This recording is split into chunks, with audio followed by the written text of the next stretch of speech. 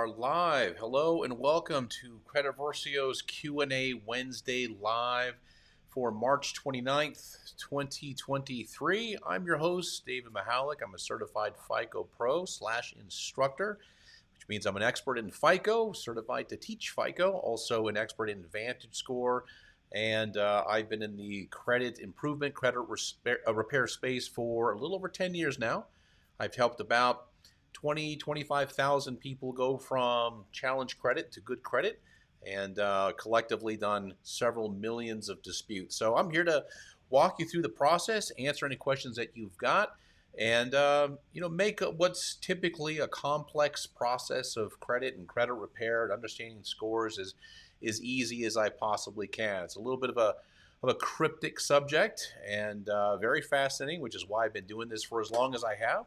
And I'm glad you're here with me today. Please do take a second, introduce yourself.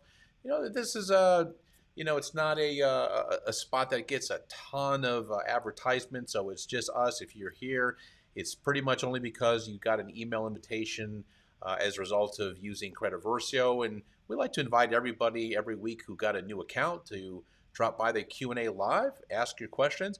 So it's just going to be us today. John Alzheimer will be back with us next week, and that gives us a little bit more freedom to talk about credit repair. It's not a subject typically that we talk when we have John on with us, because John is more of a credit expert, building credit, explaining how scores work, all things that I'm fully prepared to do, but we don't really delve into the how to get things deleted, how to challenge, and all of those things. So anyway, every time I do a live, I always start off with a subject that I'd like to talk about, but this is all about you. So if you have questions about the dispute process, about Credit Versio, scores, let me know. That's what I'm here for. I've been doing these lives now for I think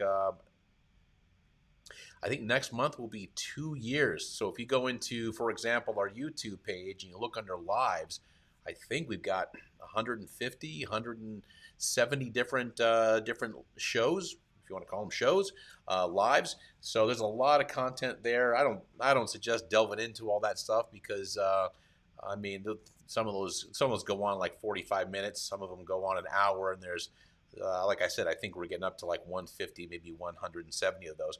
But anyway, I am here at your disposal to answer all of your questions. And like I said, I like to have a theme to our Wednesdays, our Q&A Wednesday live. It doesn't mean we got to stick to that theme. If you've got something that is pressing, you want to ask, no question's a dumb question. Trust me, I've seen it all.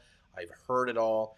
I've done 20,000 plus credit consultations. This is over the phone, walking people through their credit reports, explaining how things work, finding out how they got in the situation they got in. And a lot of times it's just not really understanding how credit works, how scores work. So I'm here to answer all those questions for you. If you're in the dispute process, if you got questions, if you have questions about Credit Versio and the software, I'm happy to answer those for you as well. So like I said, I like to start off with the subject, and the subject today that I'm going to start with is the difference between a Goodwill letter and also versus a dispute letter. What's the difference? Is one more effective than the other? And the reason why I'm bringing up this topic is I've seen this come up quite frequently in the chats lately, also some posts on Facebook, some posts on YouTube, and it seems like there's a little bit of confusion about the difference between a Goodwill letter and a dispute, how to use it correctly. There's certainly a correct way to use a Goodwill letter and a wrong way to use a Goodwill letter. And they can be really effective too if used correctly in the right application with the right creditor. A Goodwill letter is going to be better than a dispute letter any day of the week. So let's start off with a Goodwill letter. I see that we've got over about 24 people and more popping on. So don't be shy. Take a second, introduce yourself. I like seeing all the new people here. All right. Josie Joe, Clinton Mandy on second round of disputes. Welcome. Great to have you here. We have this saying in the credit repair, credit restoration space that the repair process more often than not begins at the second round. And by the way, this is one of the reasons why when people just on their own try to repair their own credit, they tend to not have a ton of success. And that's because they send out that first dispute letter. Don't realize that a lot of times creditors' kickback response, meaning the automated response, is to tell the bureaus that everything is reporting accurately. And so the bureaus convey that message on to the person who made the dispute. And they're like, well, what do I do now? I don't know what to do next. Well, that's where round two comes in. And that's why you typically, for the accounts that can be deleted or can be repaired, typically we see that taking place on as a result of round 2, 3, and 4, because that's when you're starting to pick apart the account. Credit Versio's AI is really starting to is really starting to chew on the data from that, say, third credit report, compare it to the second credit report, and then compare that to the first credit report, and finding inconsistencies in the data when there are inconsistencies in the data. So just stick with it. I mean, the fact that you're doing round two is fantastic. Let's see. Jeff, Credit Versio go right to the bureaus or the creditors? It goes to the bureaus, and here's why that's usually the best route to go. And sometimes, in fact, I'm going to contradict myself slightly here because we're going to be talking about Goodwill letters in just a second, and a Goodwill letter goes to the creditor directly under the right set of circumstances, but I'm going to get to that in a few minutes here. So why do you want to do a dispute directly with the bureaus? This is called an indirect dispute. A dispute to the bureaus, a dispute to the creditors is called a direct dispute. Arguably, an indirect dispute can be more effective, and here's why. So when you send a dispute, Jeff, I'm not exactly sure how familiar you are with the process, so I'm just going to do a real quick overview of how these things work. So the way it works is when you send a dispute to the credit bureaus process that dispute. They review the letter. They want to know what the dispute's about. So the clear and more concise the language, the better. That's a best practice right there. So not make it complex. Don't get in the weeds. Start quoting laws as though the bureaus don't know the laws. This is kind of a crazy thing that people believe because they hear it from credit repair companies. It's not true at all. Short, nice, concise dispute. The bureaus process that. They send it over to the creditor, AKA, we call them the data furnishers. They're the ones that are furnishing the data to the bureau. And at that point, now it's in the hands. You are, in effect, making a dispute directly with the creditor, Jeff. But here's the difference. If there's something clearly wrong with the account, or if the creditor is not responding, or the collection company is not responding, or if there's something that they responded with that is clearly not correct, possibly in violation, if you were to dispute with just the creditor, then you don't really have a lot of recourse except for maybe another dispute. When you're disputing with the bureaus are ultimately responsible for the data that they warehouse. So you are in effect recruiting the bureaus to be on your side to fact check and also to verify and validate the information that the creditor is providing. So what happens, we see in a good chunk of the disputes, we see that the bureaus are unilaterally making that decision to delete the accounts.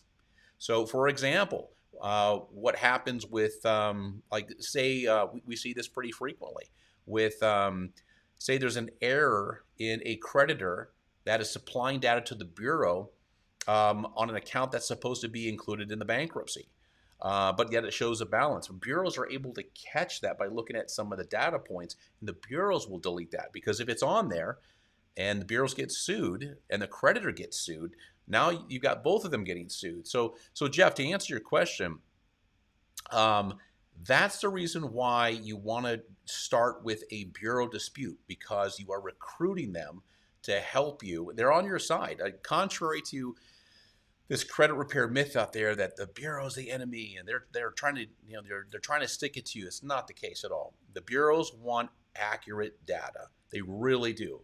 I mean, for no other reason than, well, there's really two big reasons. One is because bureaus sell data. Okay? They sell their data to tens of thousands of companies. It's not as valuable when stuff is wrong. Also, too, they don't want to be sued. Okay, Jeff, I hope that goes into the question deep enough for you. Let's see, what do we got here? Joel sent out first batch. Got a one letter back saying they know it's not me and working with an agency, and it gave me a form to fill out. Sorry to sound negative. I am new to this. That's actually not negative at all, John. In fact, we talk about that in the tutorial videos. So um, it's very routine when bureaus get any kind of template letter. Not to say that Credit Versio, every letter is template based effectively. You can go to the FTC and the CFPB. Both of these are regulatory agencies, and you can download. In fact, you just Google FTC dispute letter or CFPB dispute letter, and it's right there. You can download them. You could send that letter in, Joel, and get the same response that you got. So there's no real thought or complex algorithm that's responsible for the reason why you got that response. You just move on to round two.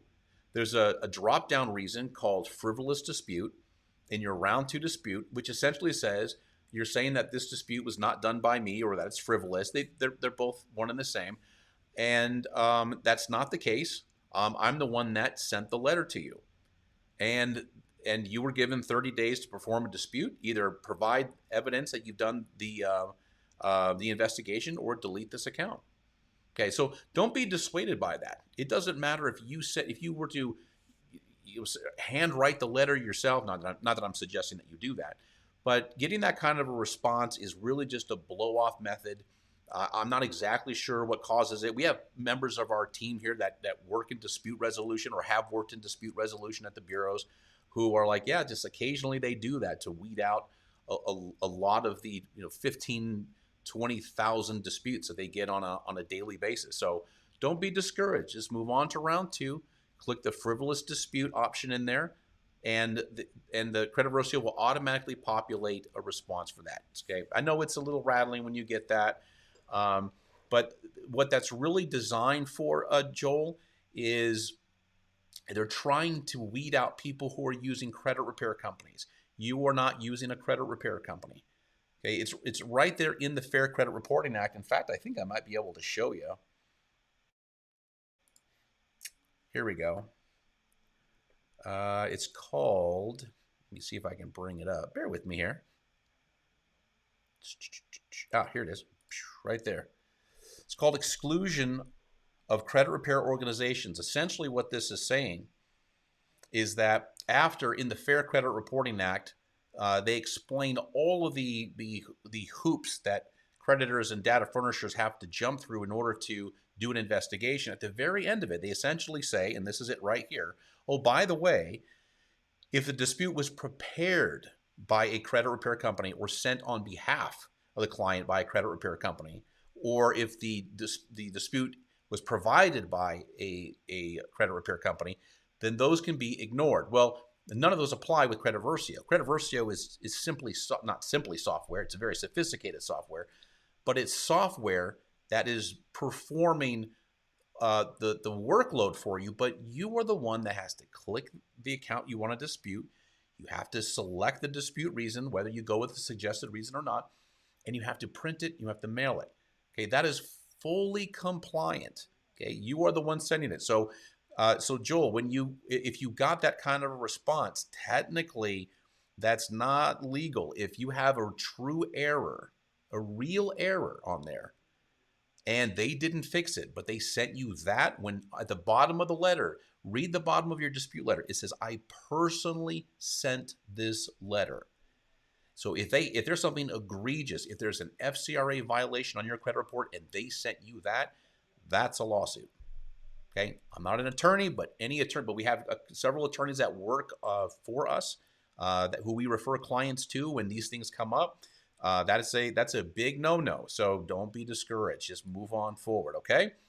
All right. Let's see. Question from Ricardo. Hi, is it true that CRAs have 60 days after COVID to investigate a dispute? That's long been over, and they never really needed that. When there was a declaration of emergency, there were some things that took place, but I believe that they were given extra time. So I don't know if I have it here, Joel. I'm sorry, Ricardo. But I used to have the CFPB letter. I'm sure it's here somewhere. I just don't want to waste everybody's time trying to find it. So there was a letter that the CFPB sent out to the credit bureaus and also data furnishers, letting them know. And by the way, that's the um, Consumer Financial Protection Bureau, the CFPB, essentially telling the bureaus, listen, do your best, get back to people as quickly as you can. I don't remember there being a timeline, but it did remind them that, hey, listen, you can ignore letters that come from credit repair companies. So but that's long since been over. The emergency declaration has been lifted. Bureaus were really never having that big of a problem responding within 3 to 4 weeks anyway, so it was never really a thing. Okay, Joel. Oops, clicking the wrong button here. Okay, excellent. Josie, following round 1, I had 4 accounts deleted. Awesome, man. That's great. TransUnion did not delete anything from my report, but they reported an increase of 101 points while no changes from the other 2 agencies. Mandy had 6 accounts deleted with no increase in score. Thoughts? No, I don't have any thoughts on that, Mark, because I have no idea what's on your credit report. You don't get a 101 point increase without obviously something happening. 101 points is a lot. So there's only 2 things that I can think of that can boost a score 100 points. Either you paid off a boatload of revolving debt, or you had some significant accounts come off your credit report. There's not a lot of, I mean, if you look at a FICO pie chart, okay, 35% is your credit history, okay? 30% is balances. So that's a big chunk right there. So either you got something deleted, and maybe you just got to look at it again, I don't know, or you paid off a bunch of credit card debt. That's it. That's the only thing that I can think of. And let me see what the other part is. No changes from 2 other agencies. Mandy has 6 counts deleted with no increase to any score. So let me tell you something I've been saying for about a decade now. The absence of bad credit does not mean the presence of good credit. So when can you have 6 accounts deleted and not see a score move? When you got 6 other derogatory accounts that weren't deleted. So just because you have a score that is depressed because of derogatory information, you're not going to get points because you necessarily got something deleted. You're going to get points because the presence of positive credit can now lift your score because the weight of some of the derogatory credit has been lifted. But like here's a great question that was asked of me a long time ago. It's like, when does a collection account not hurt your credit score? When does having a collection account added to your credit report not affect you in a derogatory way? The answer is when you've got 10 others. So there's only so many points that you can get for certain categories. Now, if you're not getting those points because of derogatory information, when this stuff gets deleted and there's still a lot of derogatory information, you can expect to maybe not see your score move at all. So without really seeing what's going on with your credit report, I can't speculate, but that's probably, I'm 95% sure that that's the reason why there's no movement, is there's just not enough good credit to compensate for the rest of the derogatory credit that's weighing the score down. Okay. Ricardo, is it accurate for CRAs to report a CO? Okay, that's a collection charge-off account status every month for several years. Yes, that doesn't mean it's updating. All that every month, data furnishers have to do what's called update the tape, meaning they're just providing an update on what is the status of that account. So the status of that collection charge-off is that it's a collection charge-off. That status doesn't change from month to month to month to month.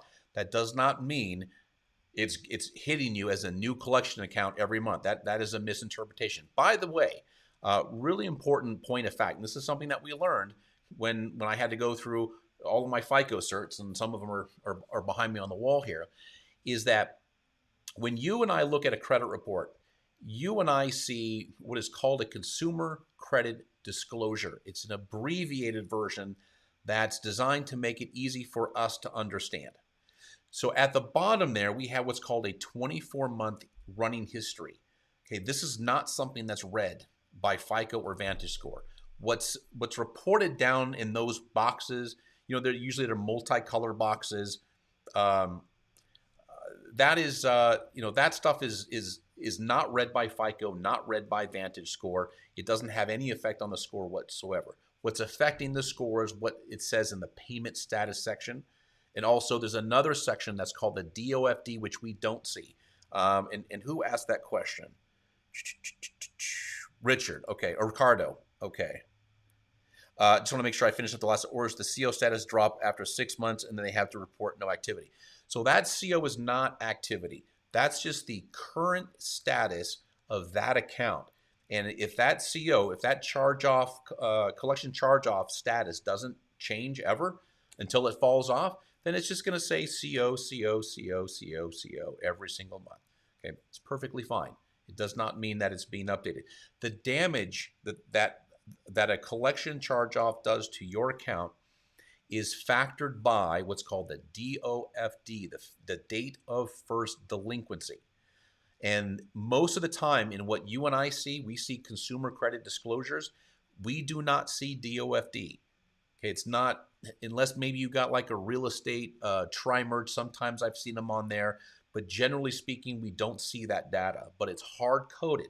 What that means is FICO and Vantage Score understand when was that DOFD. So what is a DOFD? The date of first delinquency. That is what calculates that 7-year timeline. So it's that 30-day payment. So let's say you had 30-day late, then you went 60, and then 90, then 120, and let's say there's a 150 in there, and then it goes into the charge-off. Okay, follow me so far, everybody? So that 30 days right here, that's the beginning of the 7 years. That's called the DOFD, date of first default. You cannot change that. Okay, that does not change. It is hard-coded into the Metro 2 code. So the more distance, and this is an important part that, to your question, Ricardo, as distance is put between that DOFD and today, when you start getting that 1-year mark, 2-year mark, that becomes less important to your score. It doesn't matter that you got a CO in those little boxes down there. That's completely irrelevant. That's just purely cosmetic for you and I to see what the status of the account is. That's it. That's all it's for. And the more distance you put between the DOFD and the current date, that's how you recover from these things. So don't let those boxes worry you, because that's a really, really common misunderstanding. It's a very understandable misunderstanding, by the way. Okay. Let's see. Joel, thanks. Should I send a copy of my social and driver's license? Joel, make sure no, not your social. That's not necessary. You can write in your social in the dispute letter at the top and your date of birth. All you really need are 2 things. Number 1 is you need a copy of a photo ID. It can be a passport, driver's license, state ID. That's perfectly fine. And then that second thing you need is a recent utility bill. So that recent utility bill can be electric, satellite, phone. It could be a cover statement, a cover to your bank statement. It could be a top of your W-2. Anything that's got that's recent and has a copy of has your address on there. Okay. Let's see. Let's go down. Wow, great questions today. This is really, really good. Okay, Joe. So I disputed, and they did nothing on it. The first letter, and then it came back on the second letter. Hit me with a 28 point on a charge off. Is that normal? No. So Joel, this is another misunderstanding. This is referred to as a false association. There's what's called coincidence and correlation. Because your score moved doesn't mean it had anything to do with disputing that account. There is nothing punitive about disputing. Okay, nothing. It's not like they're going to come back and say, hey, you disputed this, let's drop your score. It doesn't work that way. So there's something called score migration. And a lot of people really don't pay attention to their credit reports and their scores too closely until they either are getting ready to buy something or they're doing their credit repair.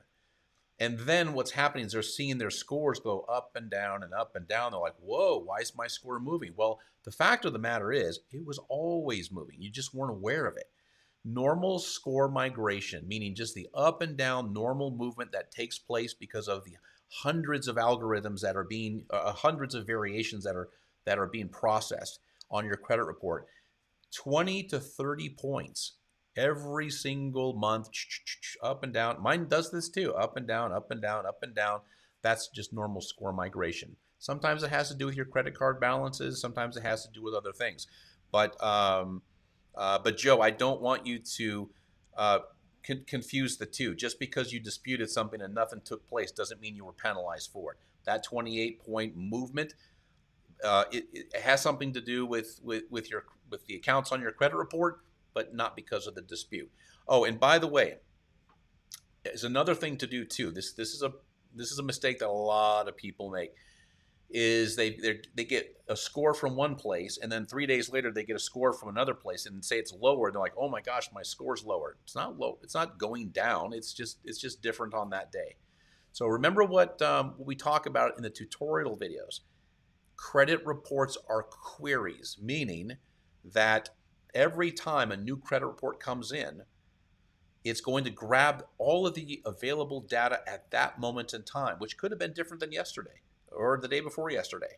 So if you see your score, say you get a credit report on a Monday and you get a new credit report on a Friday, and say your score is a little bit lower, it doesn't mean your score is on a downward trajectory. It just means at that moment in time, some minor change took place to make the score slightly lower. It'll bounce up next month, maybe bounce down the next month. So it's always going like this. To some degree, it's not really within your control, not 100%, but a lot of it is. So don't worry about minor score migration during the repair process. It's just totally normal. Let's see. Jeff, refinanced and the new mortgage hasn't hit the reports. Will that impact my score either way? It probably will. Yeah, sure. If you did a refinance, you're going to have a new loan. You're going to have a new trade line, so that will in some way affect your score. Probably not negatively. If it does at all, it would be the result of just your accounts looking a little bit newer. Age of accounts is 15% of your score, about 82 points. If we ever see any kind of movement from new credit being added, or sometimes old credit just being removed, maybe it aged off and it's an old account, sometimes you'll see a drop in score because of that. Okay. Veronica, is it easy to get inquiries removed? No, not really. In fact, I can make a very strong argument that it's not worth your time. Inquiries are one of those things in the credit repair space that is kind of a source of endless comedy. And what I mean by that is inquiries, of all the things, Veronica, that are on your credit report, inquiries are the most benign. So seeking new credit is the category, is 10% of your score. Now people think, oh, inquiries are 10% of your score. No, they are not. Inquiries are in the category of that 10%. There are other things that contribute to that 10%. Inquiries are a minor part of it. So let me give you a factual statement here. It is true that inquiries might be able to, may drop your score, but it's untrue that they always will. So it depends on a lot of factors. There is no such thing as like, well, an inquiry is worth 2 or 3 points. That is not true. There are hundreds of variables that go into determining what an inquiry will do to your credit score, if anything at all. Also, there is no model of FICO or Vantage score that cares about inquiries once they are over 12 months old. Now, even though they're on your credit report cosmetically for 24 months, they play no role in your score whatsoever at month 13 and beyond. This is if they impacted your score to begin with. Now, a lot of people will say, well, I got like 10 inquiries. I went to go get an automobile loan and they ran my credit across, all over the place. That does not mean that you got 10 inquiries. The FICO and Vantage score both do something called deduping, meaning they know you're shopping. They know you're not shopping for 10 cars. They know you're shopping for one loan for one car. And then as long as they see those inquiries, for FICO anyway, within 45 days, that counts as one inquiry. Okay, I'm sorry, FICO is 30 days.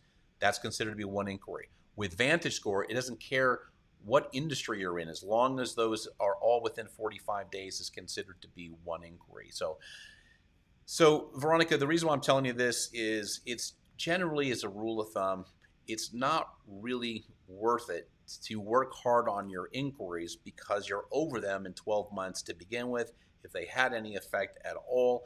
Also, there's always a danger of disputing inquiries on accounts that you were approved for. So I'll give you a great example. I've seen this take place. Somebody gets a Chase Visa card. They have the card for 60 days, and they decide they want to dispute the inquiry. So essentially, you're telling the creditor that's not your inquiry. The creditor's like, oh my gosh, we just gave this person a credit card. That could be identity theft. That's what they're going to be thinking. Because otherwise, why would you dispute an inquiry for a card that you asked for and got? They can shut that card off. They will close, very likely they're going to close that card for you. So dispute inquiries with care. Don't dispute inquiries that are legitimately your inquiries. If you see something on your credit report that's not right and you're concerned about it, then that's when you dispute it. But disputing an inquiry for the sake of disputing an inquiry, it's not really worth the time. Okay, Matthew. Hey, Matthew. Good to see you. Welcome. All right. Josie filed bankruptcy 8 months ago. There is no debt reported from the CRAs with the exception of 301k and student loans that remain. Yeah, you cannot include student loans in bankruptcy. Greatly appreciate that you make yourself available for these Q&As. My pleasure. Listen, we got a great customer service team here. If you ever have a question and it's not on a lot, you can save up your questions for the live if you want to. That's great. I'm happy to answer them for you. But we also have support at creditversio.com. We got a great team that I trained here. They're very knowledgeable. So if you can't wait for a live Q&A, send us an email. We'll answer it for you. Let's see. Hello there. Was it Alicia? Welcome. After you send your first round of letters on Credit Versio, what generally happens next? So, number one thing I'm going to tell you, typically I don't get that question if people have watched the quick start videos. So I'll answer the question, but I'm going to direct you to go back to your quick start videos because it's so important to understand how and why credit repair is a multi-round, multi-letter process. So Credit Versio it's just like, Credit Versio is just like if you hired a really high-end credit repair company, except rather than a human being looking at your credit report, making decisions as to what to dispute based on their knowledge of credit reporting and consumer protection laws, we have an AI that does the same thing, actually does it better.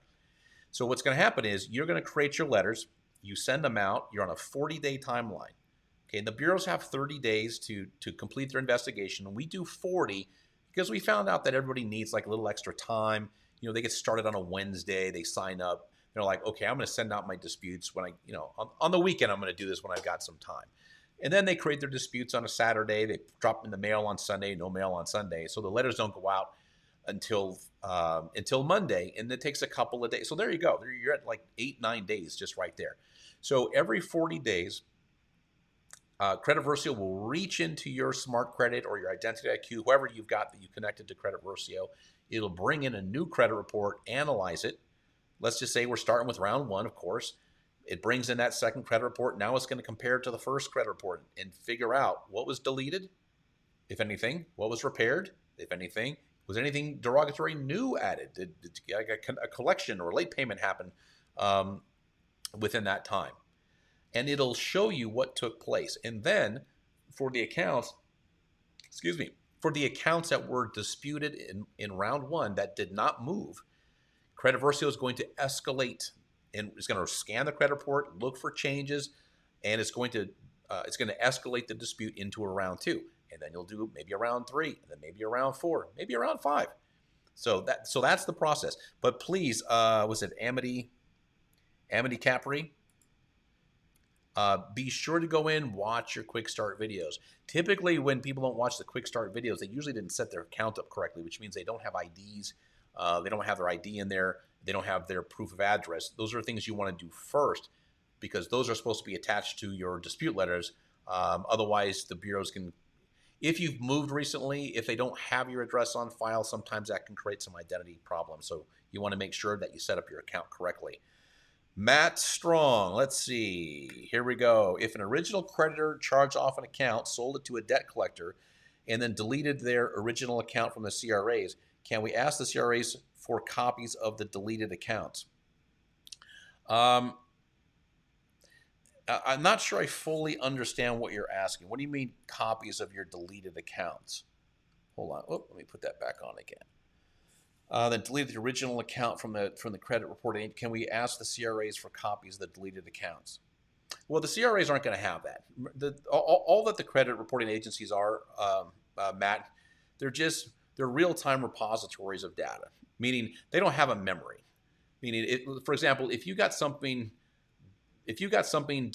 was something on your credit report in January, and it was deleted in February, there's no memory of what was in January. So credit reports are a query, meaning you don't have, you and me, we don't have, or you and I rather, we don't have a credit report sitting somewhere.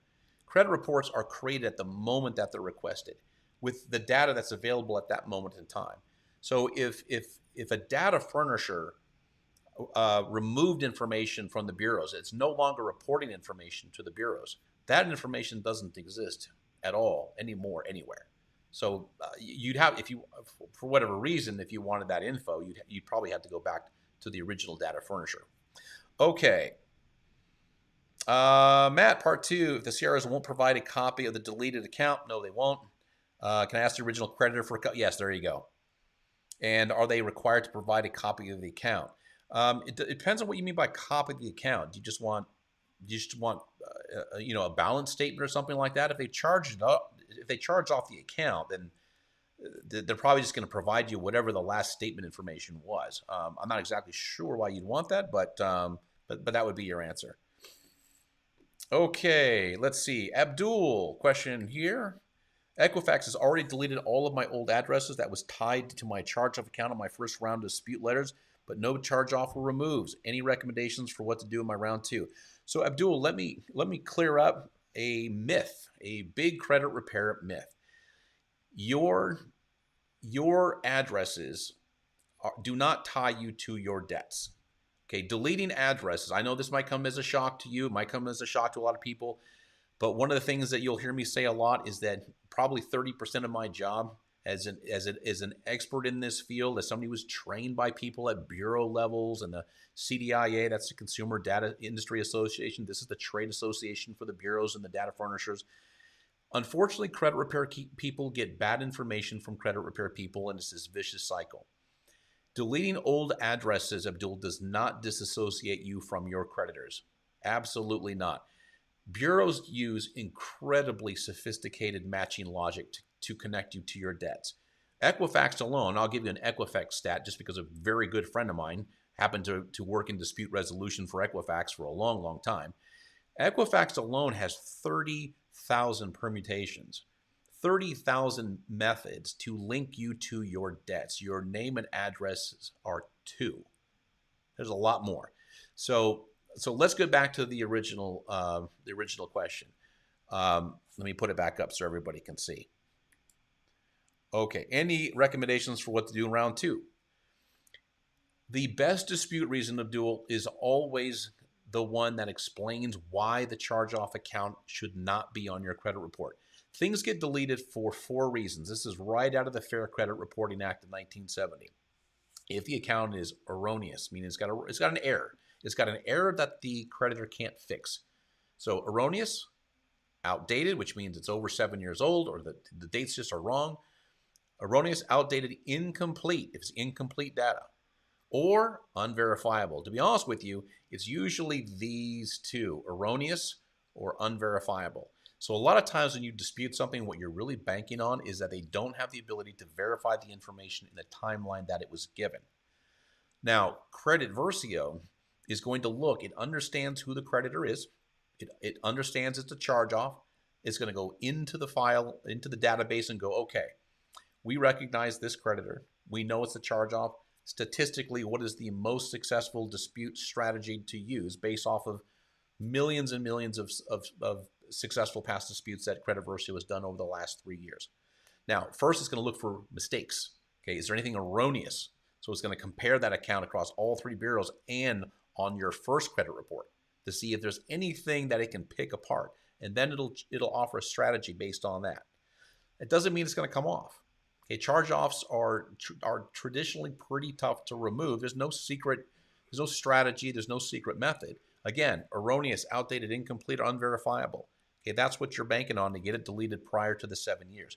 Everybody thinks, like, is there a magic method? Is there something I can do that will get it removed? Yeah, you can dispute it, and you can dispute it with the best method possible. But again, it's got to be one of those 4 reasons for it to get deleted. Okay. Let's see. Matt, you got a part 3. All right. It's feeling like Lord of the Rings, just series after series. But I love it, though. I love answering these questions. Okay, the original creditor did something illegal in their accounting of a group of accounts that was mine. That mine was in. The FTC sued them. Hold on. The FTC sued them and won over it. The debt collectors are reporting the illegal data. Matt, you need an attorney then. If it's still on there, you've disputed it and it's still there. Here's what I would do. Send us an email, okay, support@creditversio.com, and ask for Judah's contact information. Okay, actually, better yet, send me an email. David M. So David M is in my last name, Michalek. It's up on the screen there at creditversio.com. Okay. And then here's the great thing. Let me just back up a little bit. Attorneys in this space, so consumer protection attorneys who specialize in FCRA, it's the Fair Credit Reporting Act, FDCPA, it's the Fair Debt Collection Practices Act. That's all around credit reporting. They do not charge you a dime. Okay, they are paid by the defendant. So you can make an inquiry, you can talk to an attorney, you can share all your information. They will do all the work. And if they see a case there, and trust me, if there's a case there, they are going to find it. They will take that case and do all the work for you without a dime out of your pocket. Okay, so if it's like legit, or if you think it's legit, drop us an email and we'll have our guy take a look at it and we'll go from there. Okay, here's the thing about when you do a dispute. First of all, it's very hard and it's not advisable for you to ever use the word legal or illegal in a letter unless you have ESQ behind your name. If you didn't go to law school, if you didn't pass the bar, if you're not practicing law, don't use those words. You have no place to use it. I'm not saying you're doing that, Matt. I'm just saying this is kind of a general rule overall for everybody who's watching. Just be careful when you're citing this stuff, which is another reason why you should never cite laws in a dispute letter. For 2 reasons, really. Number one, you don't need to. The bureaus know the laws. They don't need you to tell them what the laws are. They operate off of all consumer protection laws. Everything that they do structurally is based on consumer protection laws. That's reason number one. Reason number 2, you're not an attorney. I'm not an attorney. Don't put in this is against the law. This is illegal. It's not your place to do that. You'll probably get some kickback from it. Let an attorney quote the law. And fortunately, an attorney will do that work for you with no dollars out of your pocket. Okay, Matt, I hope that answers your question until we get to part 4. All right, here we go. Alicia, I did a voluntary repossession. Will this not able me to buy a house in the future? So let me qualify this a little bit. Is it Alicia or Alicia? I'm sorry if I'm chopping that up. There's no difference between a voluntary or an involuntary repossession. There's no distinction on a credit report. It's a collection charge off, and then in the bottom under the notes it'll just say repossession. If it says voluntary repossession, it doesn't matter because it's not even red. So not to burst your bubble, I know you're trying to do the right thing there, but it's irrelevant that it was a repossession. There's a couple of things that can hurt you if there's a balance. It's called a deficiency balance. Usually, when lenders have to come either take the car or the vehicle is surrendered, the asset's surrendered, a lot of times it's in a negative equity situation. Let's say you owe 10. I'm just making up some numbers.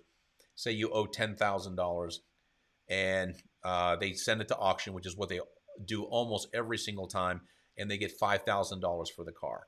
Okay, now there's a deficiency balance plus whatever processing fees and auction fees there are. So maybe now it's $7,000 that's owed. So yes, that's going to create a significant problem for a lot of reasons. One is that the lender can come after you for that dollar amount. They can sue if they want to. Again, I'm just making the assumption that there's a balance. I don't know if there is, if there isn't. But if there's a balance, and that creates a problem with the creditor, and it also creates a problem with a potential new lender because they don't want to loan you money when they see the potential that a creditor could come after you for that balance. Especially, like, no mortgage underwriter ever is gonna let anybody finance a brand new home with a big fat collection charge-off balance due somewhere. They will make you pay it. They will make you settle it. Worst case scenario is, let's say it's a manageable amount of money. Before they agree to close escrow, they will make you pay that in escrow, and the escrow will disperse the money to the creditor with the agreement in advance that it'll be paid as satisfied. So, and the only reason why I know that is because I bought a lot of real estate back in the day, and I'm relatively familiar with the mortgage process and underwriting and title and all that because I've done it many times. Okay. Let's see. Abdul with another question. Also, what is the time limit between 1 and 2 dispute letters? Is there a time window to send your round 2 dispute letter? Yeah. Abdul, make sure you go through, watch your quick start videos.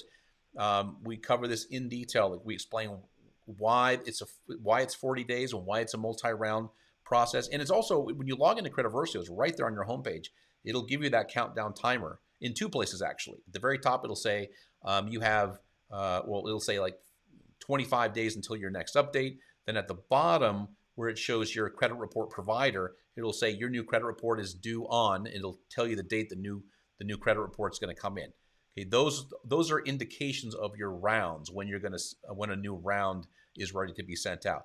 Make sure you follow your dispute plan. It's really, in fact, why don't I just do this? I hope I didn't get logged out. Perfect, I didn't. Okay, let Abdul, since I just happen to have this up, so let me show you what we're talking about here. Okay, see right here, you see where it says 33 days? Can you see that? There we go. You see my cursor there? 33 days until the next report update. Okay, this is letting me know that this is when my next round is going to begin. So if I scroll down here, okay, my next credit report is coming in on 5/1/2023. Okay, that is exactly 33 days from today. So you'll always know where you are in the dispute process. Oh, one more thing. I'm sorry, I closed that off a little too soon. This is your dispute plan right here. Okay, this is going to tell you when you need to send out your letter. So down here in red it says create dispute letter, send letter out by such and such date, like by 3/29. This is actually not a account where I'm doing disputes, but I wanted to show you where the dispute plan is. Okay, so make sure you're paying attention to that. And also make sure you're, one more time, here we go. Make sure that you go into your tutorial section. This is an intro. This is about a minute long, if that. And then here's video 1, 2. This is getting started. This goes over your dashboard, which I did a very brief overview here. This is creating your dispute letters right here. And then this, quick start video 4, is talking about round 2 and round 3 and what to do after your initial dispute. It's all very straightforward. And if you have any questions ever, just reach out to us, support@creditversio.com. We also got our phone number too. You can always call us. It's on our website. Everything's on our website. Okay, let's see. Abdul, hope that answers your question there. Okay, looks like it did. Okay, Matthew Paul. Man, dude, this guy's serious. Got a line here. So I'm fighting with them for bankruptcy.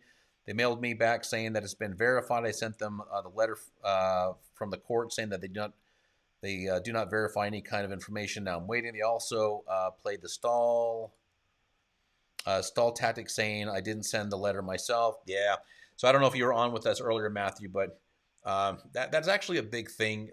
That initial round one stall tactic. So it's the whole reason why the credit repair space kind of began, and it's one of the reasons why Credit Versio is a multi-letter, multi-round AI-driven software. Is because it understands you're going to get that blow-off letter. Don't take it personally. It doesn't mean that there's somebody behind the scenes twisting their mustache trying to figure out a way to stick it to you. It's just the way that things operate. That's why we have that in the round two follow-up dispute in the drop-down reason. Oh, you know what? I got an image of it here. Let me show you. I've talked about it a couple of times, but let me show you. Don't make a liar out of it. Yeah, here it is. There we go. All right, this is a round two. So if you get that blow-off letter, let me scoot over a little bit. If you get that blow-off letter, when you select the account you want to dispute, or rather you got it from a bureau, let's just say TransUnion sent you that blow-off letter, then this is the response you give them. You select the accounts that you're disputing for round two, and then when you go to select that, remember that second step, you select your dispute reason. You want to select this one, frivolous dispute response. So it's the same thing as saying that they told you that you weren't the one that sent the letter, when it clearly says in the letter that you sent it. It's right there at the very bottom, right where your signature is. And it says, I previously, I don't think you can see my cursor on the screen here. No, I know that you can't. I previously disputed this account, and I don't agree with your claim that it's frivolous. I personally created and mailed the letter, and I provided the reason for my dispute language. You had 30 days, and then it scrolls down to say that you had 30 days to resolve the dispute. You didn't do it. I'm not giving you extra time. Delete this account, or explain explain how you came to this conclusion. Okay, so I wanted to show you that frivolous. And listen, it's a thing. Bureaus get 15. I think it's 15,000 disputes on a daily basis. They're just gonna throw that crap at you sometimes. So you just gotta. It's just part of the game. I wish I had a super easy answer for you, but I don't. Okay, let's see. Yeah, but Matthew, I mean, you're really pulling out all the stops. Like it looks like you went through some kind of a little education course on how to challenge the bureaus and how to reach out to the courthouse, and because you probably figured out that the bureaus in the courthouse can't talk to each other. Nobody can go in there and verify. It's going around LexisNexis and SageStream and the secondary bureau. So, I mean, it sounds like you're giving it a good shot. Just be prepared. I want to give you a realistic expectation, and this is coming from a guy who's been in the space for 10 years, has been doing this professionally for 10 years, and has done hundreds and probably millions of disputes at this point. And that doesn't even include Credit Versio. This is long before I came to Credit Versio. Bankruptcies are very, very tough to get deleted. And the reason for that is it's the only data that the bureaus that isn't furnished to the bureaus. The bureaus go out and grab that information from a third party. This is your LexisNexis and SageStream. So it can be really tough. And also to save you some time and energy, freezing your SageStream and your LexisNexis does not prevent the bureaus from accessing that information. Okay, that's a credit repair myth. I don't know how that continues to circulate, but it is what it is. All right. Let's see. Josie, why do my wife and I's credit profile differ by more than 100 points? The history is the same over the past 10 years. We filed Chapter 13 8 months ago, and there was no debt except for student loans, only on her report. Well, that would change it if it's just on her report. That would account for a difference. She does have one negative closed account than I do, that I do not have. Okay, yeah. So Josie, I get this question quite a bit. Like usually it comes down to people asking, does Credit Versio do joint accounts? And what I have to explain to everybody is that while you and your spouse might share some accounts or maybe a lot of accounts, your credit report is yours, hers is hers. They're completely different. And all it takes is just minute little changes here and there with with the age of accounts, with an extra collection, and then yeah, you're going to have a substantial difference in score. Our even spouses that have been together for 20, 30 years that have a lot of the same stuff can have wildly different scores. And a lot of it comes down to credit card debt, credit card sometimes. Who is the primary? Are you an authorized user on an account? Are you not? So yeah, you can never listen. You can never expect to have the same score across all three bureaus, let alone two people having the same score when they have credit reports that at least cosmetically on the outside look similar.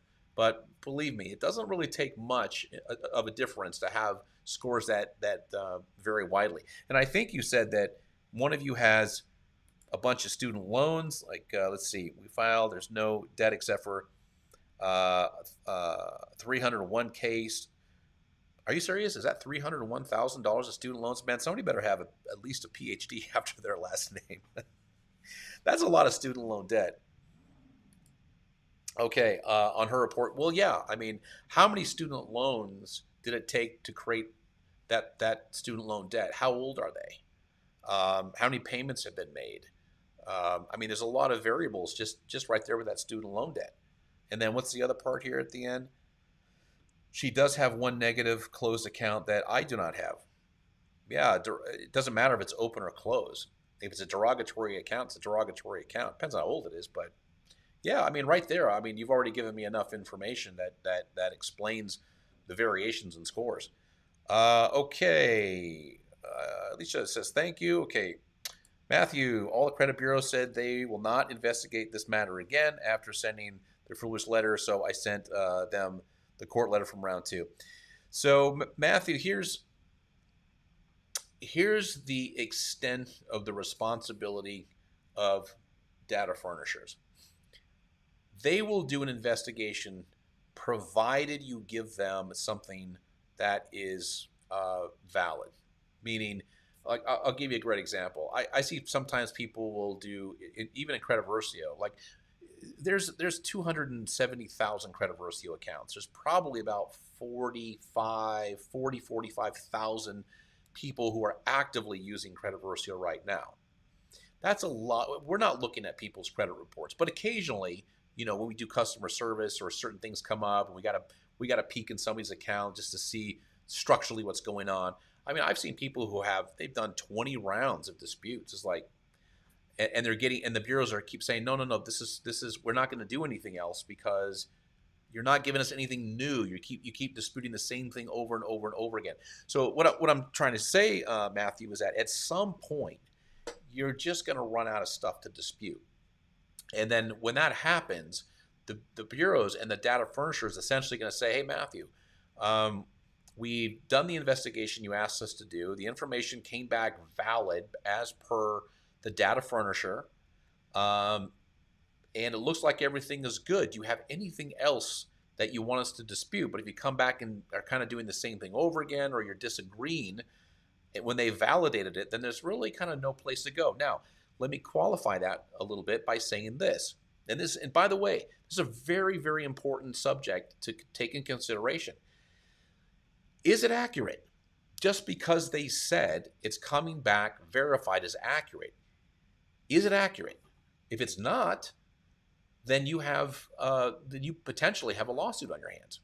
Okay? Now you could escalate this to an attorney who specializes in consumer protection law, specifically the Fair Credit Reporting Act and the Fair Debt Collection Practices Act.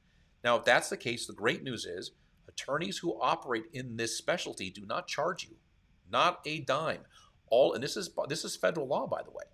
All of their money comes from the defendant. So if you have a legit case, and trust me, if you have a legit case, they will figure it out, and they certainly want to talk to you, because it's all gravy all day long for these attorneys. I know a lot of them, and I'll tell you what, some of these guys makes me wish I would have gone to law school. I mean, these guys do very, very well, because there's 13,000, 14,000 lawsuits that are filed every year against the bureaus and against data furnishers. So it's a thing. Okay, it happens. So the reason why I'm telling you this, Matthew, and everybody who's watching, is just because they came back and said, hey, this is all legit, If you're looking at it on your credit report and you know it's not, then first of all, Credit Versio tends to catch a lot of that stuff. But Credit Versio only understands what is material, what is on the credit report. Okay, if for example, if your credit report is showing late payments, Credit Versio is looking for errors on the late payments between the bureaus. Okay, it doesn't know whether you were late or not. How could it know? It's not hanging out with you in your living room. It's not having a conversation with you. But if you've been marked with late payments and you know for a fact you weren't late and you've got documentation and they just won't budge, that's when you bring in an attorney. And there's a bunch of them out there. You can always email us. We have a few people in the space that wouldn't mind talking to you if that's a real thing, and it happens more frequently than you would probably you'd probably expect. Okay, where are we now? Okay, we're going up over an hour now. I love the fact that we've got a couple dozen people on. I'm happy to answer questions. Let me see. Jerry, question: do the bureaus use Pacer for bankruptcies? Actually, so let me see if I got this right here. The answer, Jerry, is they typically use LexisNexis and SageStream. Those two used to be separate companies, but now they've I think LexisNexis merged or bought SageStream. I can't answer the question with Pacer. That's a really good question. I usually don't get stumped, but I know what Pacer is. I think Pacer might be a data supplier to LexisNexis and SageStream. I don't think they get it direct. They don't supply the bureaus directly. I'm pretty sure. But listen, that's something I'm going to look up. That's a really, really good question. John, does this really work? What is this? I sent my first round of letters and nothing happened. Sent my second round a couple weeks ago. John, so let me answer the question by saying this. Anything can be deleted from a credit report if it is erroneous, outdated, incomplete, unverifiable. Okay, what Credit Versio is looking for are things that are erroneous, incomplete, outdated, it can see, and unverifiable. So it's scanning your credit report. Now, sometimes people kind of get this convoluted, like, oh, I'm sending a dispute, therefore things will be deleted. No, not the case at all. I've done helped tens of thousands of clients. I've seen clients where everything they disputed came off their credit report because everything they disputed was erroneous or outdated or incomplete or couldn't be verified. I've seen countless people dispute things on their credit report and nothing came off because nothing was wrong with the account. So it all comes down to, it's not a matter of does this work? Does Credit Versio work? There's no special strategy or technique to get things deleted. An account is either erroneous, outdated, incomplete, or unverifiable. Okay, nothing can make them that. They're that to begin with. They were that before you heard of Credit Versio. They were that before you sent the dispute. So the question is, what is the status of these accounts?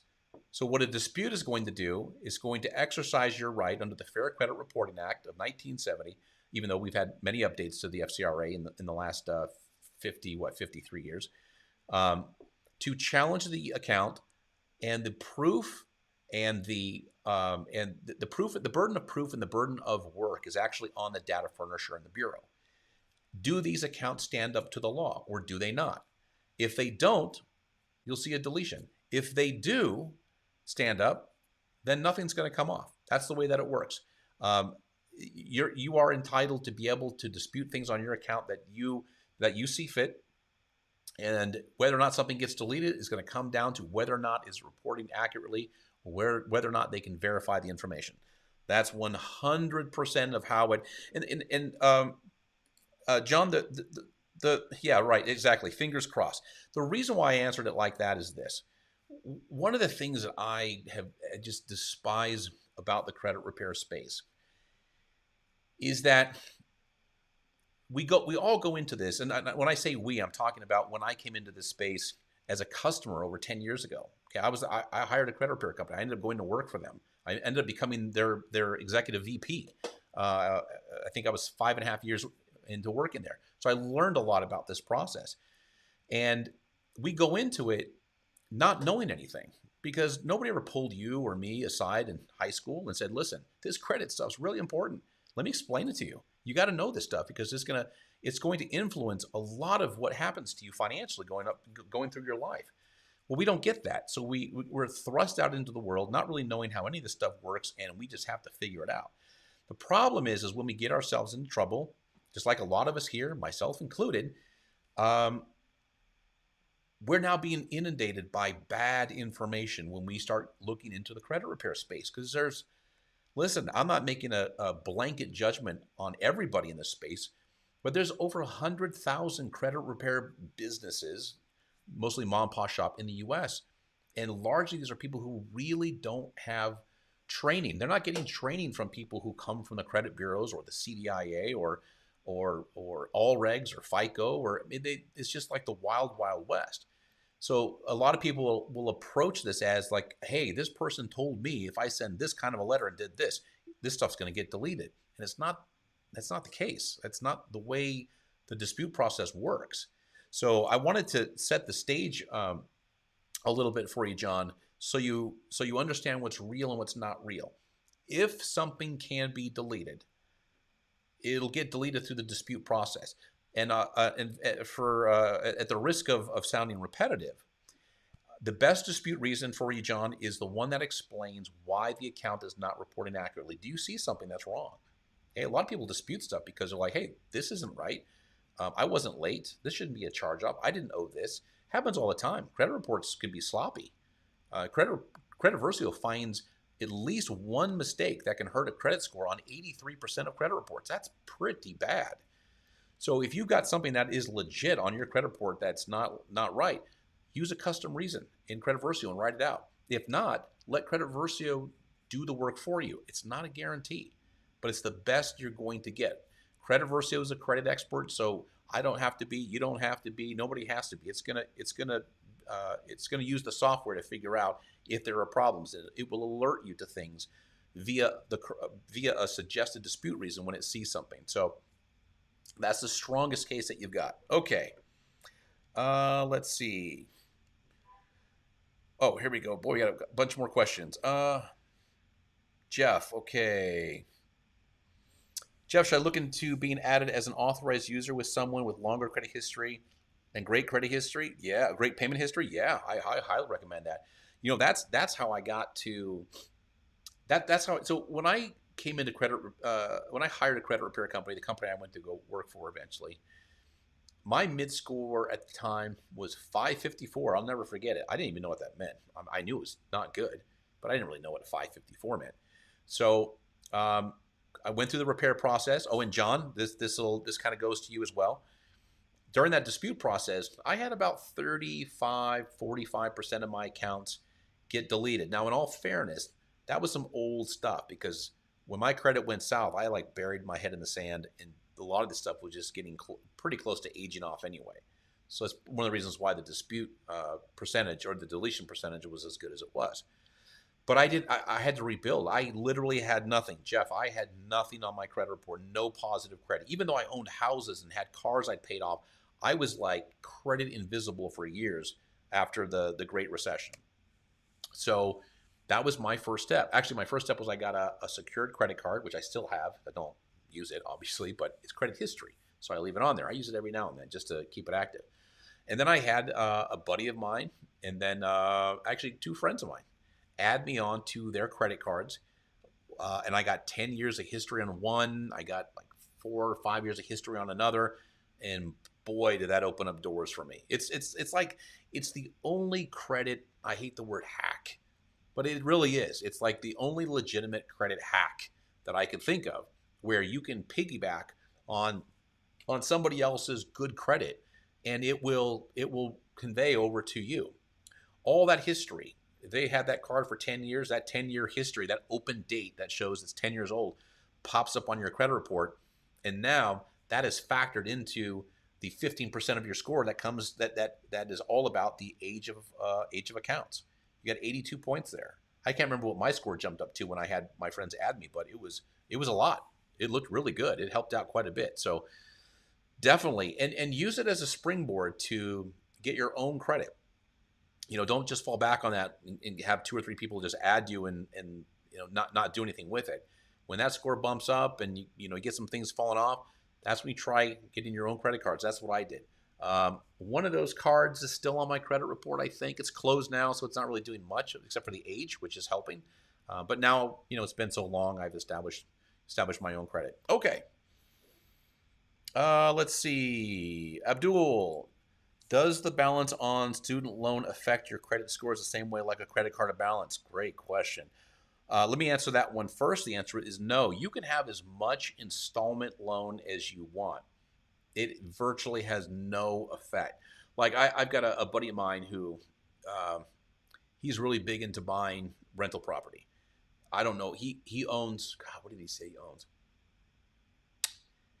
He owns over 100. I know it's over 150. I think it might be 180 now, but he owns 150 little houses, maybe 180, whatever it is. Now, he bundles all of it up into commercial loans eventually. Like he gets 10.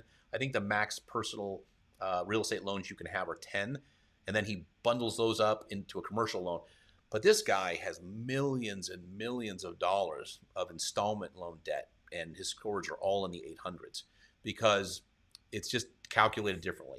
You can have as much installment loan debt as you want, and it doesn't affect you at all. Okay, and the second part also, what is the difference on credit score between authorized user and primary user? None, because it doesn't consider who is the primary and secondary. Like, I'll give you a great example. My girlfriend is an authorized user on, I want to say, 3 of my cards, and that bumped her score up quite a bit. And it gives her the same benefit as it gives me. There's no part in the way that FICO or Vantage Score reads, analyzes a revolving account, a credit card account.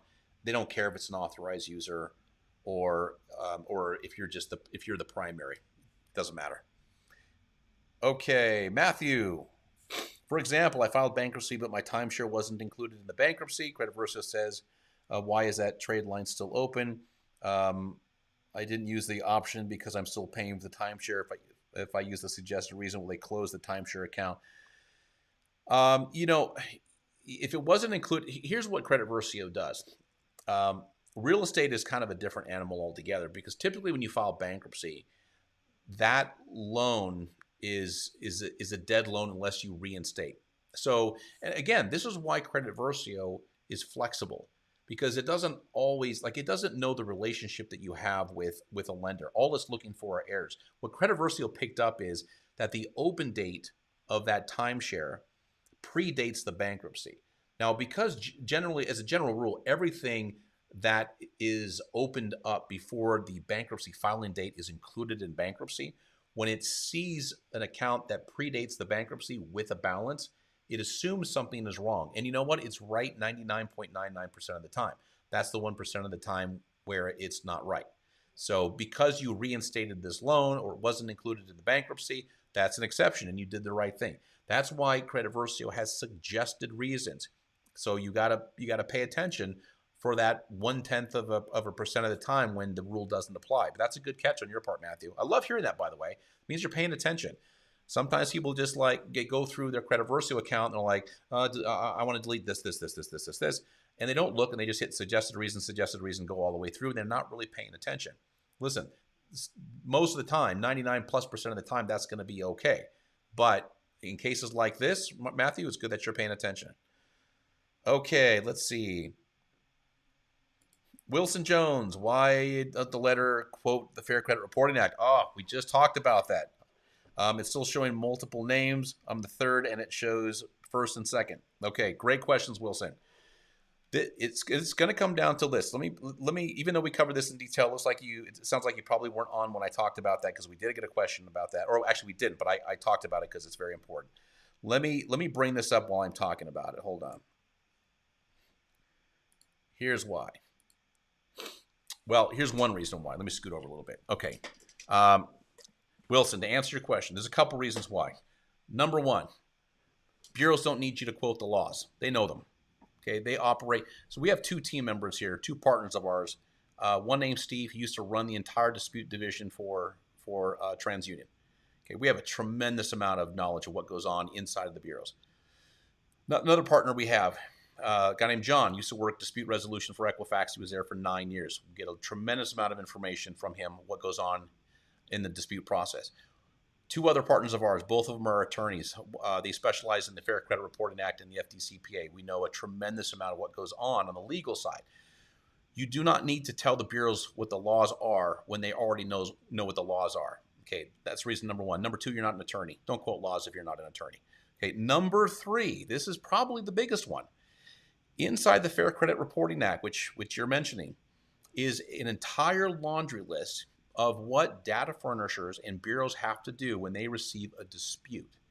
And it goes on for pages and pages. And at the very end of it, they have this right there. This is called exclusion of credit repair organizations. And surprisingly, I'm amazed at how many people in the credit repair space don't know about this part of the Fair Credit Reporting Act. It's been there for 53 years. And it says this paragraph shall not apply. They're talking about the whole paragraph that went on for pages as to what the credit reporting agencies and data furnishers have to do when they receive a dispute. It says this paragraph shall not apply if the notice of dispute is submitted by, prepared on behalf of the consumer, or is submitted on a form supplied to the consumer by a credit repair organization. Okay, let me break this down for you. Essentially what this is saying is if a dispute is received by a credit repair, on behalf of a client by a credit repair organization, or the credit repair organization, as defined in this section here, gave them the letter, we can legally ignore it. Meaning they can take that dispute letter and just flush it. And they can do that by law, and they always can do that. Well, what's one surefire way to flag yourself as a credit repair company? Just start throwing the laws inside the dispute letter, because that's what credit repair companies do. Consumers, as a general rule, don't sit down to write a dispute letter and go, okay, let me cite all the laws. They don't know. They're like, hey man, this late payment is not mine. I was never late on this date. Here's proof. I don't recognize this collection company. You know, I never owed this money. I never had an account with Verizon. You're getting me mixed up with somebody else. Okay, that's a legit dispute. So when you look at disputes that are sent by like high-end white glove credit repair companies, they do not cite laws. Nobody does. Okay, they know that is carte blanche. That is like if I wanted my letters to get rejected, if my clients' letters to get rejected, start quoting laws for all the reasons that I gave you, especially that one. But for primarily, Wilson, one, you don't need to tell the bureaus what they already know, and number two, you might be misinterpreted as a credit repair company, in which case they will take your letters, dump them, and tell you to go pound sand. Okay, that's why. And this is coming from 10 years of doing this, millions of disputes, and tens of thousands of clients. Okay, and the second part of your question, yeah, your letter's going to show multiple names. So those names that are on your dispute letter, Wilson, those came from what's called the PII section of your credit report. That's the personal identifiable information. So inside of your credit report, if you pull up your credit report, just go to the My History section. Actually, let me show you something real quick. Stay with me on this, Wilson, because this is really important. I want to show this to you. Okay, so here's an account. Hopefully I didn't get logged out. Hopefully I didn't get logged out. Great, okay, I did get logged out. Okay. All right, so let's see. What was I about to show you here? Yeah. Okay, here we go. So go into My History in your account, and you see down here where it says View. Click on View. I'm not going to pull this up because this is a real credit report. And in the top section, underneath your scores, you're going to see all of your personal identifiable information, your names, address, employment, date of birth, all that stuff. So you're going to have what are called name variations. So every time that you have filled out an application, whether online or at a car dealership or a bank or wherever, all this is manual data entry. And what happens is there are mistakes that are made. Okay, people get, like, sometimes my last name becomes my first name. You know, it just happens. So those extra names on your dispute letter match the names that the bureaus have for you, so that they can better identify you. Okay, great. So that's why it exists like that. So how do you fix that? Go over to tutorials, Go into templates. Okay, by the way, this templates is going to be renamed resources in a couple of days, so just don't be scared. Go down to the very bottom here. It says personal information letter. As a matter of fact, I already have it up. Here we go, right here. Oh, I'm sorry, that's the wrong one. Yeah, here we go. Incorrect personal information template. So just follow these instructions. Okay, fill this out. This is a Word doc. Fill it out, follow the instructions, include the ID, and then send that to the bureaus so they will update your information. Okay, happens. Everybody's got additional first name, not everybody, but most people have additional first names and last names on their credit report. It's just, you get over, you have a credit report for a few years, you file a few applications, whether it's utility bills or opening a bank account or getting a new car, you're going to have different name variations. So it's not really anything to worry about. Okay. All right. One more move. Let's see. John, one more question. Once removed, can the creditors report the account again? We're talking about a reinsertion. As a general rule, this happens about 98% of the time, John.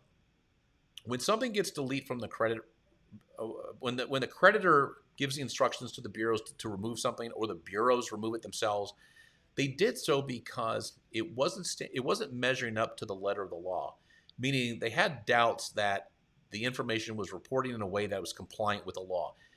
Understand that a lot of motivation for removing inaccurate information is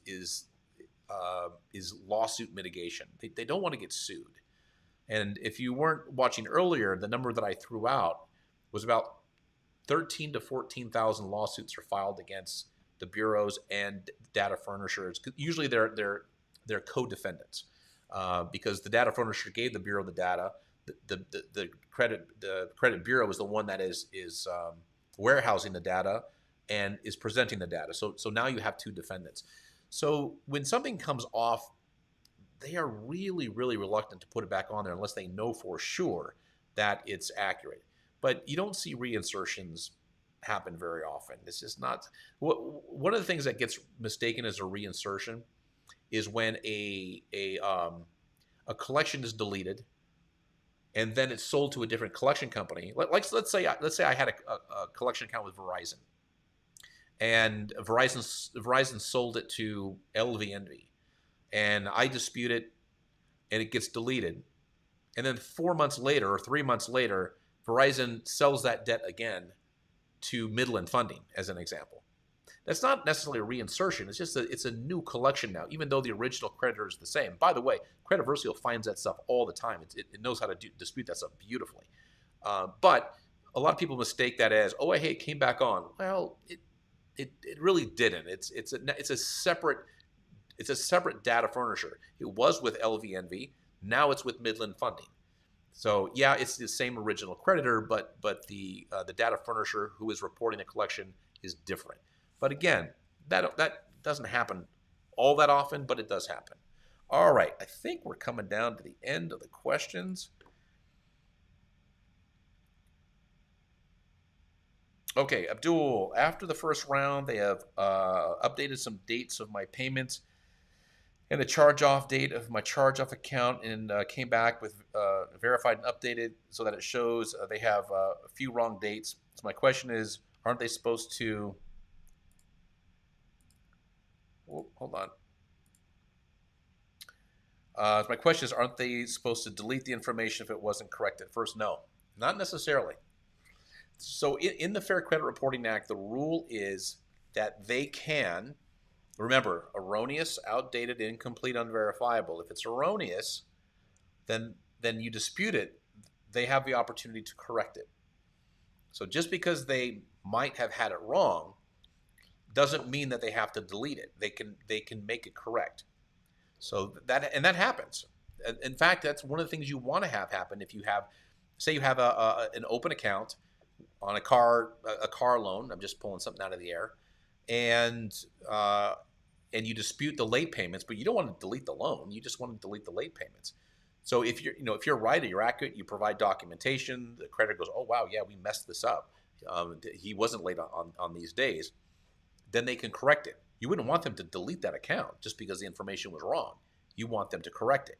Now, in this case, obviously, you don't want them to correct a charge off. You'd rather see it gone. But the letter of the law, what the law permits them to do, is to respond to your dispute or receive your dispute, perform what's called a reasonable investigation. That's the language in the FCRA. And if they determine that, yeah, you know what, we got some dates wrong, we got this wrong, we got that wrong, and we think we've got it fixed, then they have an opportunity to fix it. Now, Abdul, if it's wrong and you have documentation that it's wrong, then you can either dispute it again, or you can contact an attorney. So those are your options. Okay. And we got Wilson saying, thanks. I have relatives with the same name. Found out when my father passed. Yeah. Listen, I can relate, Wilson, because I'm a junior. And if you were around when I was talking about how, my whole credit went to pot back in 2008, 2009, the Great Recession, I was one of those guys that held a lot of real estate. Even though I was lucky, I got rid of I sold all my real estate before things went really bad. It wasn't the real estate that got me. It was all the renovations and all the stuff that I bought on credit cards. And I was that guy that's like, okay, I'll spend $10,000 on this house and $30,000 on this house, and I put it all on credit cards. And once I flip the house, sell the house, I'll just pay off the cards. Well, that was starting to become more and more difficult to do, and I had this huge amount of credit card debt, and that's really what sunk me.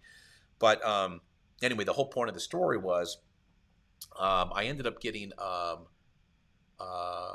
sued in absentia, meaning I had a default judgment against me. I had no idea. No idea that happened. And they couldn't find me, but they found my dad. This was really bad. This was a little tension between my dad.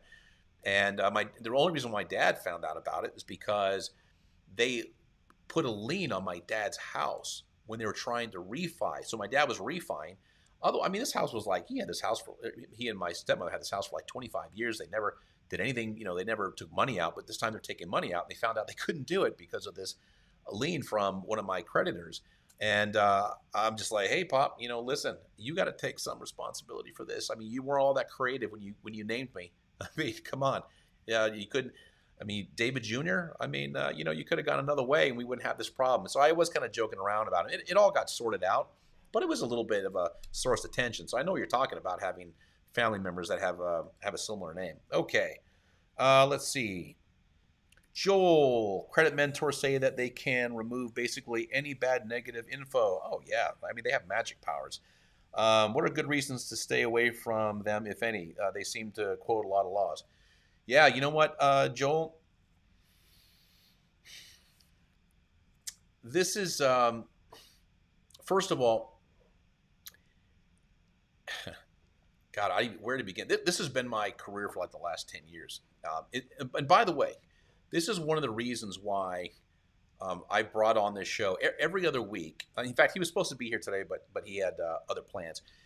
This is why I usually bring John Olsheimer on with me. John Olsheimer is generally regarded as the most respected, most quoted, for sure the most quoted, and access credit expert in the United States. If you Google John Olsheimer, you will have pages and pages and pages of every TV show he's ever been on, everything he's been quoted. There is not a major publication that has to do with the news or finance that hasn't quoted John Olsheimer when it comes to credit. And he happens to be a good friend of mine and one of my mentors. And the reason why I bring him on every other week on these lives with me is because he really gives more of an authority, even more so than me. Because, yeah, I was trained by great people, but I didn't work at FICO like him. Okay, I didn't work at Equifax like him.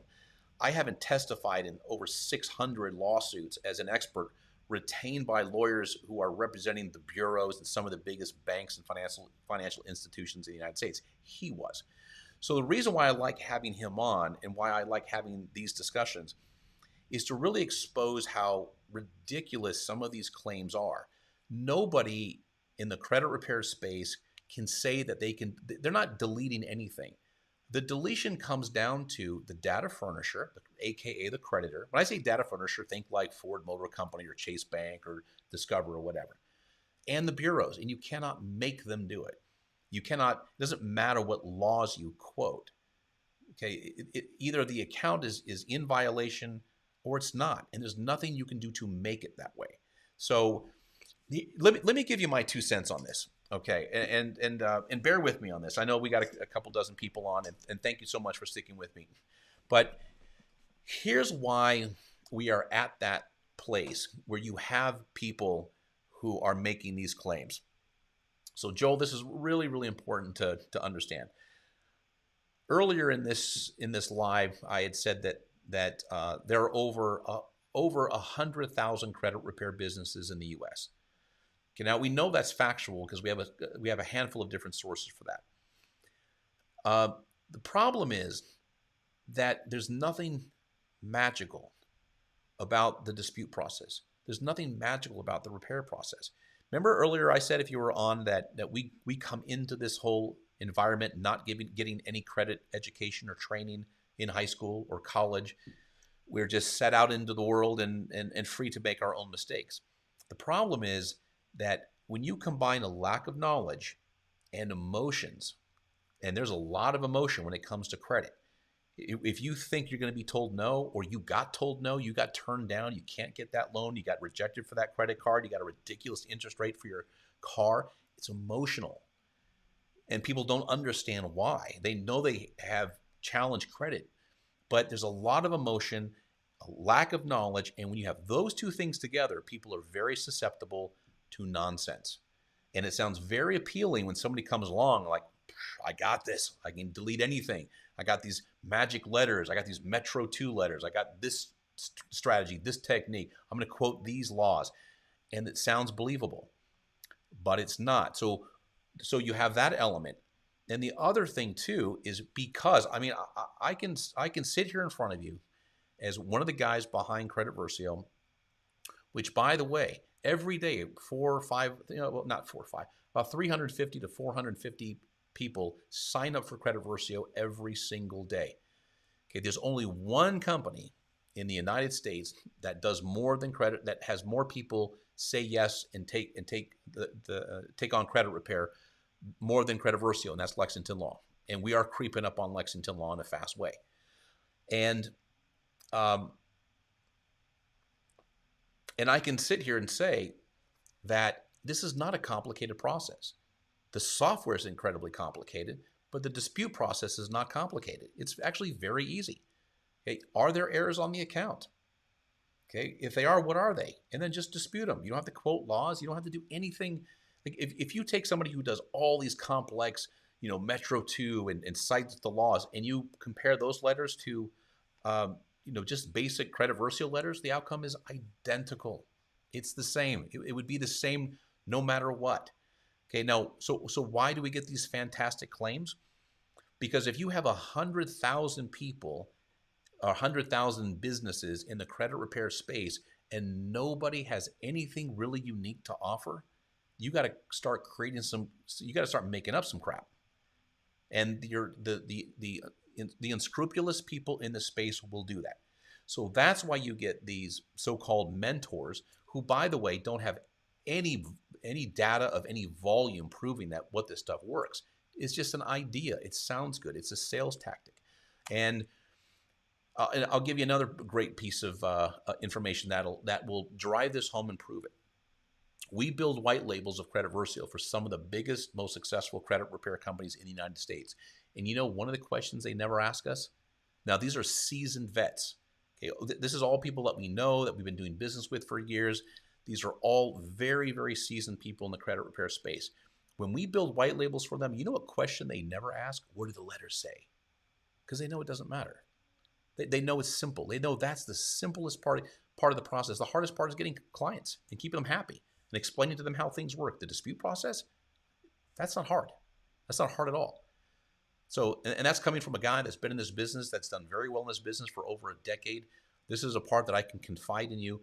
Simple disputes, basic disputes, as long as they speak to what's wrong with the account, or they have a high probability of challenging the creditor in a way that's hard to verify, that's it.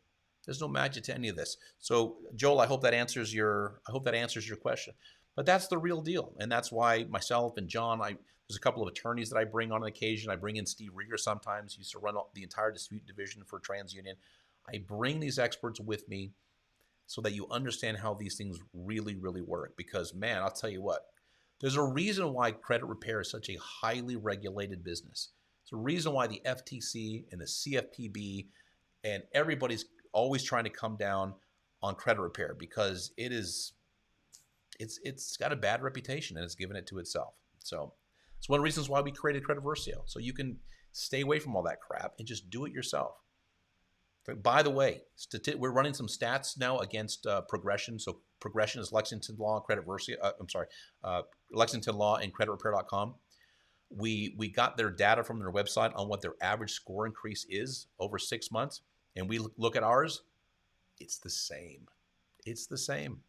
So these are people who are on Lexington Law and CreditRepair.com for 6 months. Okay, at $120 a month, what is that? $720, I think it is what we came up with.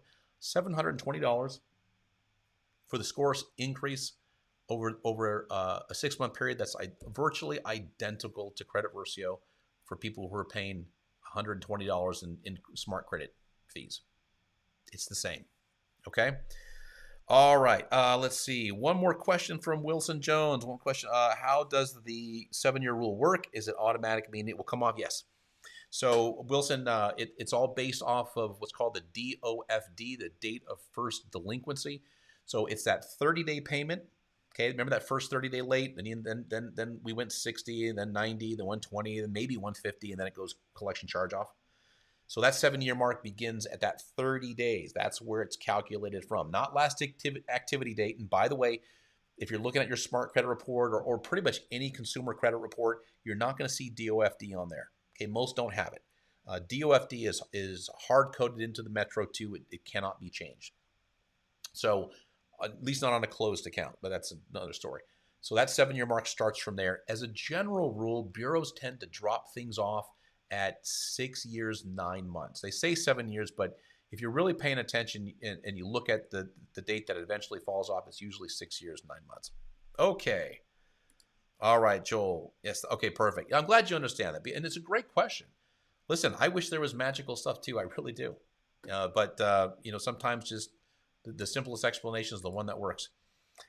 Let's see. I feel like I want to open my own credit repair company now. Does Credit Versio offer customers a way to become a business? No. The whole point of Credit Versio is to eliminate the need for, I'm not trying to burst your bubble, Kensley, but listen, if you want to do it right, we have a handful of people who have a Credit Versio white label, and also to qualify that, we're building white labels only for pretty big companies. I mean, companies that are established, licensed, been around a while, do at least 100 enrollments a month. The way to do it is to not do the credit repair for somebody, because like I said a second ago, if you were watching, credit repair is a highly regulated industry. The FTC, the CFPB they do not like credit repair at all. It's hard to get a merchant account. We don't have a merchant account because we don't charge anybody. Credit Versio's free software. You're paying a Smart Credit or Identity IQ or Array or whoever it's connected to Credit Versio. It's not really, I would not be a big advocate of somebody getting into the credit repair space. The best thing you really can do is get educated on how credit works. Go to like Credit Con, follow John Alzheimer, go through the credit coaching course that we have. Get every book you possibly can and learn how credit works, and do that, and just teach people how credit works, and be a coach, and then let them do their own credit repair. You don't really want to be in the repair side. Believe me, you're opening yourself up to a lot of heartache, a lot of headache, a lot of frustration, and I don't really recommend it. Okay, but listen, hey, if you feel compelled, then I get it. I understand. It's a fun business to be in, but there's a lot of red tape, a lot of insurance, a lot of stuff you're going to go through that. I know more people that have gotten out of this business in the last 5 years just because they don't want to deal with that stuff anymore. Okay, where are we now? We are at an hour and 41 minutes. Let's see. What's it say? You're right. That sounds better. Yeah.